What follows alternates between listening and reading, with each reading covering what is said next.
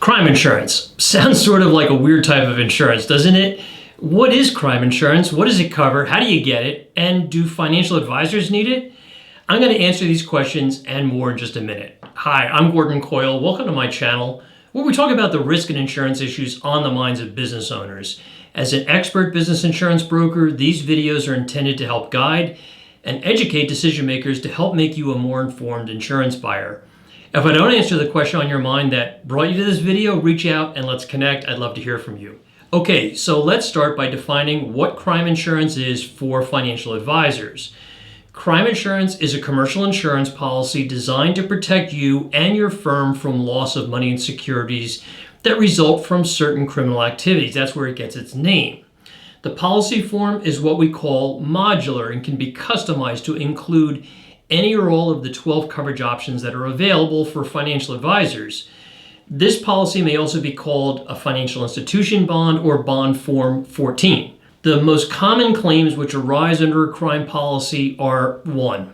Employee dishonesty claims, where an employee of the firm embezzles alone or in conjunction with others the funds of the firm or the funds of clients. This can be done in any number of methods, but the end result is typically large sums of money are pilfered over a long period of time to the detriment of the firm. Recovering those funds from employees is usually impossible since they've spent the money on expensive luxury goods, vacations, cars, entertainment, or worse, drugs or other illicit activities. The second most common claim is forgery and alteration. Now, these claims almost never occurred 10 or more years ago, but recently there's an epidemic of check theft schemes where physical checks are stolen, washed, forged, and replicated that, if not caught, could result in hundreds of thousands in lost dollars.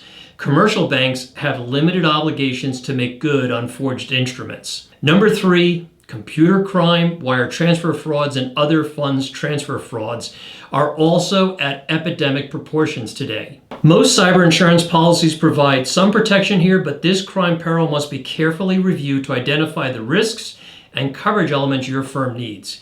Keep in mind that most all cyber policies cap coverage from wire transfer frauds to $250,000 or less, so you may need higher limits of protection which are available on a crime policy. One key element in a crime policy, and while we're at it, the crime section of a cyber policy, is to be sure that it protects not just your funds, but it also protects the funds of your customers in your custody.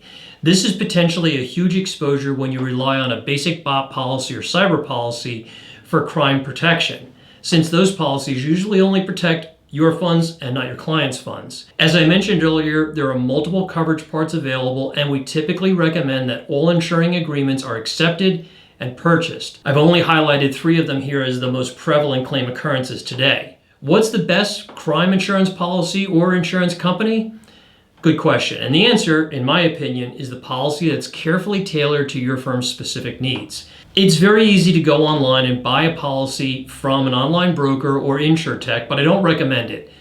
That's a very cookie cutter approach to business insurance, and I have seen this result in incorrect coverage or insufficient coverage. Getting it right and working with a skilled broker like me doesn't cost more, and in fact may actually save you money and time. Here at the Coyle Group, we represent the leading insurance companies that provide crime insurance to financial advisors, so we know who the go-to underwriters are to make sure you're getting the best combination of coverage and price. What does crime insurance cost? The cost of crime insurance is going to be based on several factors, such as the number of employees you have, the size of your firm in revenue and AUM, the controls you have in place and security you have in place to prevent losses, the scope of coverage and limits you purchase, as well as the deductibles you choose, your claim history, if any, and your geography, where you're located. When we talk about cost, I think it's important to also identify what the potential costs are by not having crime insurance or having the wrong crime insurance. As I mentioned earlier, crime claims do happen, and they usually happen right under our noses, meaning they take place every day for a long period of time, and claims can run into the hundreds of thousands, if not millions of dollars, so protection is critical. Want to learn more about how the Coyle Group works with financial advisors for crime insurance, as well as E&O, cyber, and other specialized forms of protection? Give me a call or drop me an email. I'd love to hear from you. My contact info is below. Thanks for watching, and if you found this helpful, give it a thumbs up and subscribe. Thanks.